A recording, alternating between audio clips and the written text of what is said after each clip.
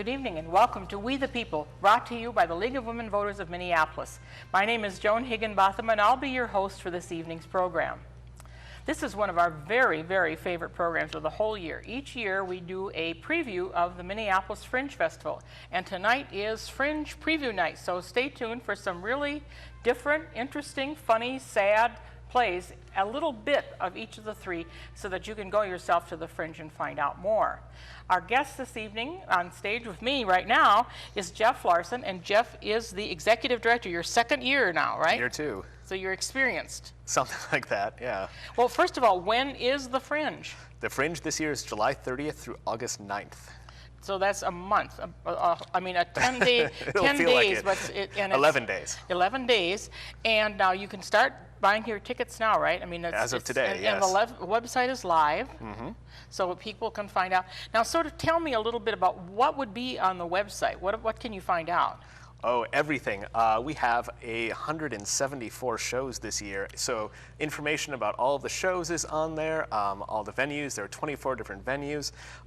There's a little bit of information about what the festival is, what you should wear when you come to it, jeans and a t-shirt, or whatever is fine, and just basically everything you need to know about navigating the festival. And So this is a good place to start, and we will have the website, fringefestival.org is the website, easy to find, and really easy to navigate, as always. Thank you. So now, before we see our first act, tell me a little bit about how do these people get chosen to be on in the Fringe?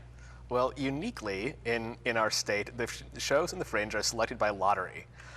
There are no qualifications to enter a show in the No festival. qualifications? None. Nope. You just have to give us your name and an application fee, and that's it. We don't check references. We don't check experience. We have everyone from Guthrie actors all the way down to people who've never done theater before. Anyone can be on our stages, and we select them by pulling ping pong balls out of a bingo cage. Really? Yep. And it's 174 people, or acts, I should say. Yeah, about 1,400 artists this year, I think. And how many people applied for those 174 slots? There were about 478 companies applied. Wow. And I suppose some of them are household names and some of them are householders. Something like, yeah. It's definitely a lot of people you've never thought of or you've never heard of, but who have a dream, have this show in them they've always wanted to do, and there's an opportunity for anyone. Wow. Now, is everybody from this area, or are there people from all over? Nope, it's nationwide. Oh, really? Yep. Wow. Yeah, we're one of the biggest fringes in the country, and we definitely have a lot of people who are interested in coming here from other states. Why? And there are people. Why? Well, I mean, Minnesota's a wonderful place, but yeah. Because it's a really large festival, and it's really, let me not be humble for a second. It's really well run. We're really friendly with the artists. We're really supportive of them. So it's a easy festival for them to produce their shows in, and we kind of take care of a lot of the back end work for them. Makes it easy for the people to be involved. And so how many shows are they all from the States though? Or, I mean, I know there's a big Fringe in Edinburgh. Yes. I don't think we have any internationals this year. It is still hard for international acts to get into the U.S. to get the right visas, so we still see most of our shows coming from the U.S. Great. Well, we should see some of those shows ourselves, so let's Cool. go with our first act, and that is going to be The Boatmaker, and it is from the company is called Machine House, written by Ian Baird, and that one will be at the Theater in the Rounds. So let's all watch now The Boatmaker.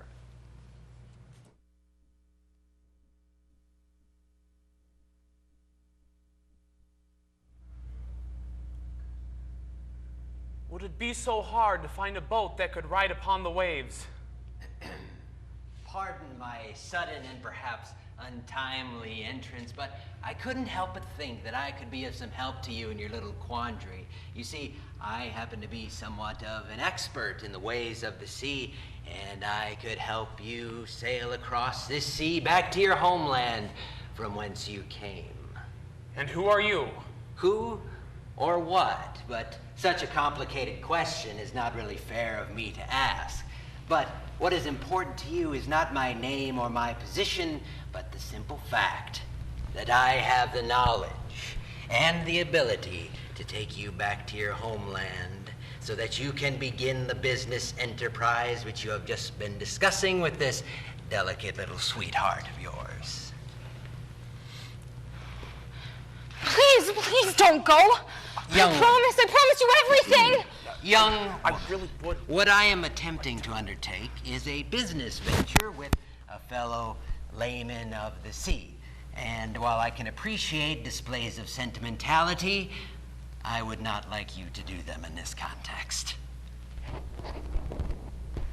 Please don't take him. I always endeavor to conduct my business transactions with the more logical sex. Not any offense or prejudice that I hold against women, but because the calmer and more sedative nature of the male sex lends itself more positively to transactions which positively favor myself. So, I am going to take him now.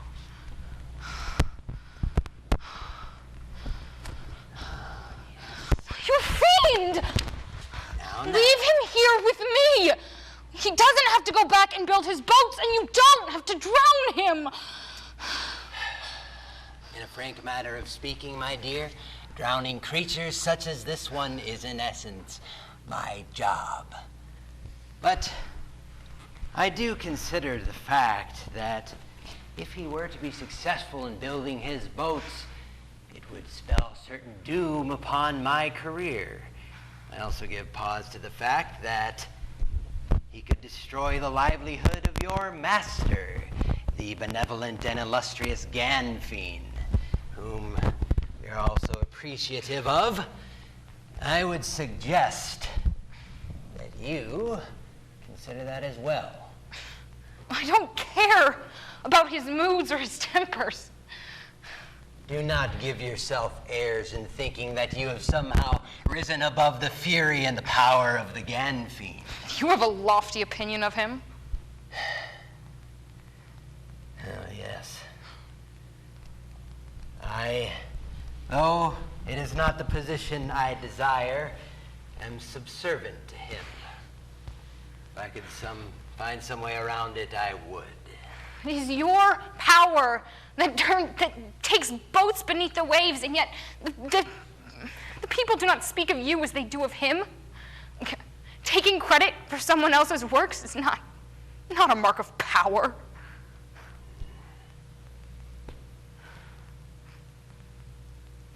Scene.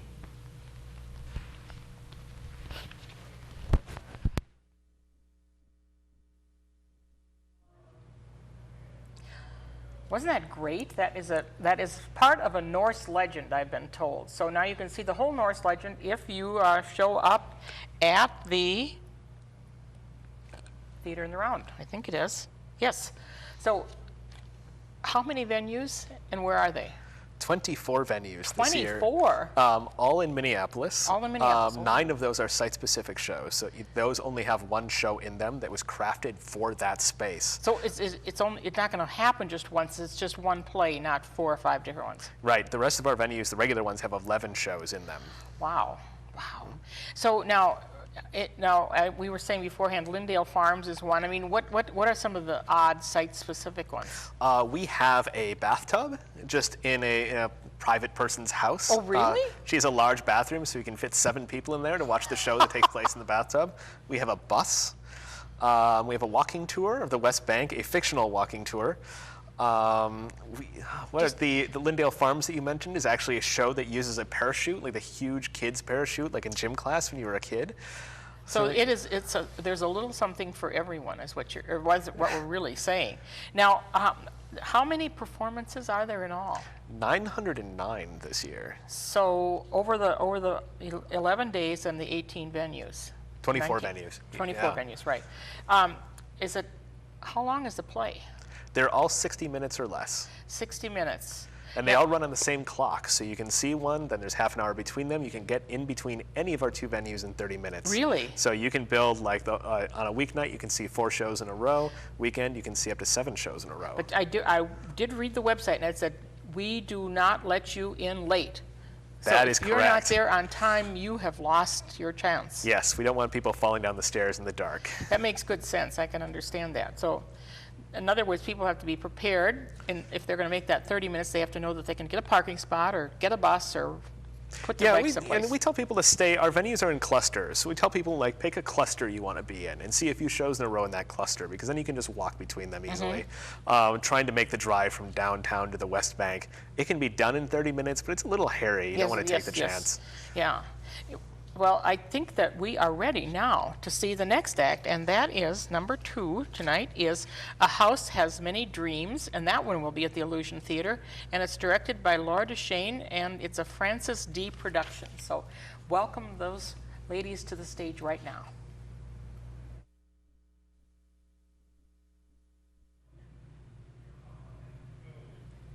Anyways, you wear the same stupid dress every day. Not every day. Almost. At least I wash it. So you never fix the sleeve. I like the sleeve like that. It makes me seem eccentric. Eccentric? Oh, get out your notebook. We'll add that to your vocab list. Come on, let's go. Eccentric. Deviating from the recognized or customary path or practice. Synonyms: irregular, odd, peculiar. Now, read it back to me. Eccentric. Deviating from the recognized or customary path or practice. And? Synonyms include irregular, odd, peculiar. Good. Now, I just need to make a note to add that to your vocab quiz. Mom, Yes? why do you have that hat? Oh, honey, that's a long story. According to my notes, we left off on history yesterday. No, we didn't. I know. Well, there's nothing to really tell anyways.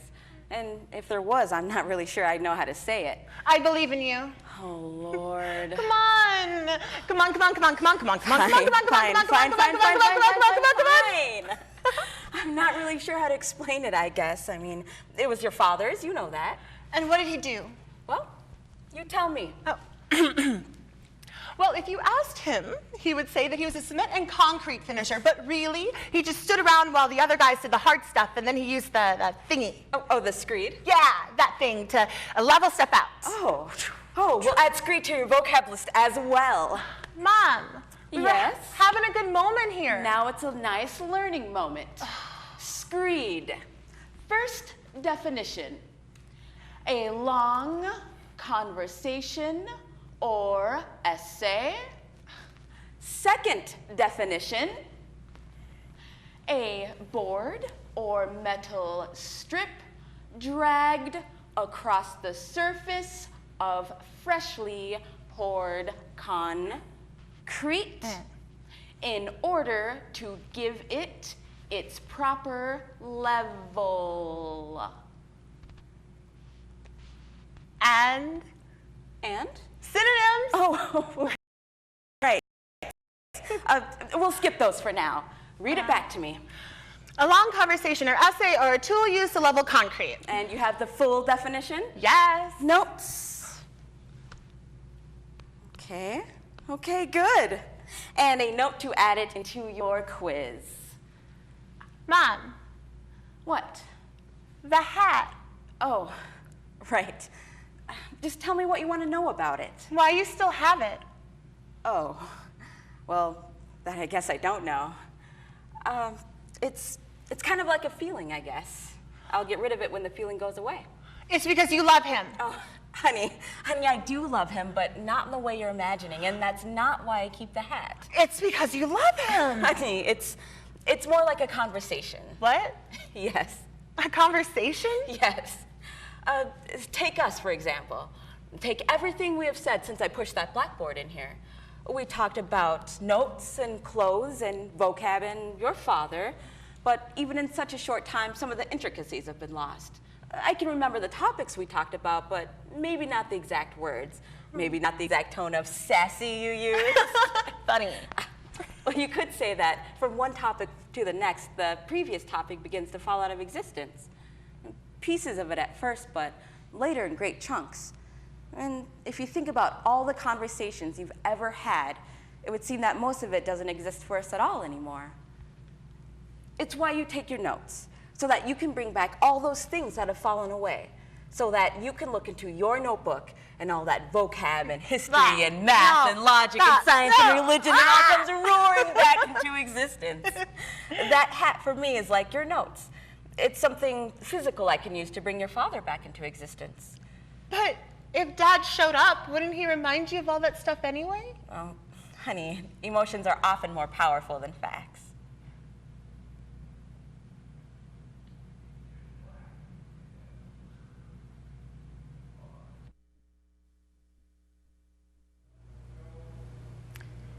Another really, really good performance. Now, there are different genres, and the first two were, and the third one also will be from the drama genre. But what other genres are there? We have comedy in the Fringe, we have dance, we have a genre we just call something different as a catch-all for everything else. We have musicals and opera. Wow. Yeah, pretty much. Now, if you, as I recall, the website can help you with it, can it? Yes, you can search for shows by genre. We have all kinds of different categories you can look up shows in. However you want to parse it out, you can. Well, I did. You have a very long list of different things. Mm-hmm. Now, I went to kids. I wanted to see if there were things suitable for children, but actually that was about plays that had children in them, I think, rather than, so. No, we ask the artists, and they will tell us if the show is appropriate for kids. They will. Now, they are answering both. Is it appropriate for kids or is it for kids? Which is two different things. So you still have to read the descriptions. So there are certain plays that are good for kids to come to. Oh, absolutely. Bring your whole family. Yeah. Good. That's great. Well, now somebody said, well, how do I know? How do I know? How do I know? These two have been excellent. So I'll tell people these are really good ones. You should go to these. But how can people find out? I mean, what it's about, if it's good or bad or whatever. Well, the website has a lot of information about the shows that the shows themselves give us. But also, you can come to. We have preview events this month on Monday nights, 13th and 20th. Both of those at Rarick Center. Those are free, and you can come and see excerpts from 30 different shows. Wow, sort of like at what we each did event. tonight, but 30 Yes, of them. Whoa. 30 of them. And then we have the touring artists doing their own showcase the night before the festival opens.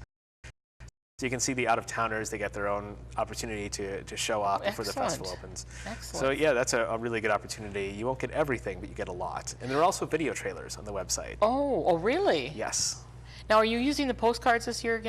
Yes, postcards are such a big part of the Fringe experience nationwide that, yeah, you'll see them everywhere for every show. Well, tell people what they are. It's kind of the primary marketing thing for shows. Every show makes their own, usually 3x5 or 4x6 postcards. They'll be all over the venues, handing them out and like, hey, I have a show. It's a great way to meet artists and learn about their shows from them. That is true. It's very fun because they'll have them there. And then sometimes there's a table with people can leave some of theirs there, too. Yeah, every venue has a big table that just gets overfilled with postcards. That is great. Well, now, the other thing that I thought was really fun was that when you go to the festival, and if you get there early before the play starts, you can chat with people. Mm-hmm. And then that's a great way to find out, too, because people are so eager to tell you what they've seen. Yeah, everybody is there to discover the thing that nobody else has seen yet and tell everyone about it. They want to be the one that was there first. It's really fun. Now, on the website, they talked about the blue lanyard people. Oh yeah, they won't be blue this year, but there are two people who are identified by lanyards. There are the ultra passers who are seeing tons of shows. They buy the festival-wide pass, but also the artists have lanyards. So you can always find an artist, and artists like nothing more than talking about their shows. Course. So you can always grab an artist and say, hey, tell me about your show, and they'll have a postcard and they'll tell you about it. So this is one time when you don't have to be Minnesota nice. You can actually talk to somebody. Yes. It's okay to go up to somebody that you don't know and say, what have you seen, or what are you going to see, or whatever? It's encouraged, and people are going to come up and talk to you, too, to ask what you've seen. Well, we are going to see some more stuff right now, and this is our last segment for the evening, and it is called The Secret Book of Jesus, and it's going to be at the Ritz Studio, and the company is Maximum Velocity, and the director is Ward Rubrick. So let's watch and see The Secret Body of Jesus, The Secret Book of Jesus now.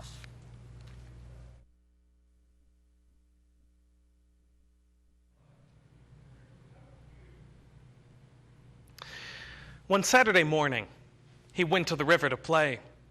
He molded 12 sparrows out of the river clay and scooped a clear pond with a bank of twigs and mud. Around the pond, he set the birds he'd made evenly as the hours. Jesus was 5. He smiled as a child would who had made a little world of clear, still water and twigs beside a river. Then a certain Jew came by, a friend of his father's, who scolded the child and ran at once to Joseph, saying, "Come see how your child profanes the Sabbath, making images at the river on the day of rest." Then Joseph came to the place and took his wrist and told him, "Child, you have offended the word." Then Jesus freed the wrist that Joseph held and clapped his hands and shouted to the birds to fly away. They raised their beaks at his words and breathed and stirred their feathers and flew away. The Jews were frightened. Meanwhile, another boy, the son of Anas the scribe, had idly taken a branch of driftwood and leaning against it had broken the dam and muddied the clear still water and scattered the twigs and stones. Jesus was angry and shouted, "Unrighteous, impious, ignorant, what did the water do to harm you? Now you are going to wither the way a tree does. You shall bear no fruit and no leaves. You shall wither down to the root." At once the boy was all withered. His parents moaned, the Jews gasped. Jesus started to leave, then turned and prophesied, his child's face wet with tears. 12 times, 12 times, 12 thousands of years before these heavens and this earth were made, the Creator set a jewel in the throne of God, with hell on the left and heaven to the right, the sanctuary in front and behind, in endless night, endlessly fleeing a Torah written in flame, and on that jewel in the throne, God wrote my name. Then Jesus left and went into Joseph's house. The family of the withered one also left the place, carrying him home. The Sabbath was nearly over. By dusk, the Jews were all gone from the river. Small creatures came from the undergrowth to drink and foraged in the shadows along the bank. Alone in his cot in Joseph's house, the Son of Man was crying himself to sleep. The moon rose higher, the Jews put out their lights and slept, and all was calm and as it had been, except in the agitated household of the scribe Anas. And high in the dark, where unknown even to Jesus, the 12 new sparrows flew aimlessly through the night, not blinking or resting, as if never to alight.